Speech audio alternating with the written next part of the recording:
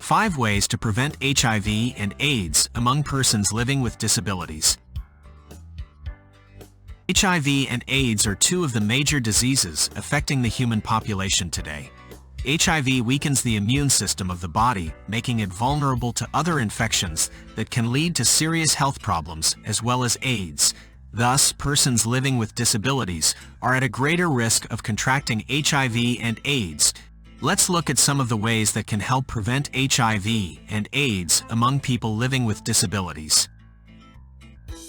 1. Educate people with disabilities about HIV and AIDS.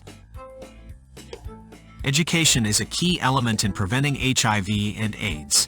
It is necessary to educate persons living with disabilities about the risks of contracting HIV and AIDS, ways to prevent contracting it, and how to live with it if they test and find themselves infected. 2. Provide accessible healthcare services.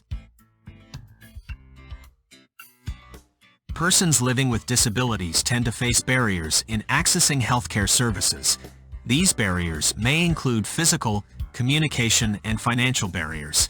To prevent HIV and AIDS, healthcare services need to be accessible to people with disabilities. 3. Promote inclusion and reduce stigma. Stigma and discrimination against people with disabilities increase their vulnerability to HIV and AIDS. Therefore, promoting inclusion and reducing stigma can help prevent HIV and AIDS among people with disabilities. This can be achieved through carrying out public awareness campaigns. 4. Provide economic support. For people living with disabilities, poverty is a major risk factor, most especially when they also contract HIV and AIDS. Persons living with disabilities are more likely to live in poverty due to a lack of access to education, employment, and other opportunities which would help raise their economic status. 5. Engage people with disabilities in HIV prevention and advocacy. People with disabilities should be involved in HIV prevention and advocacy efforts.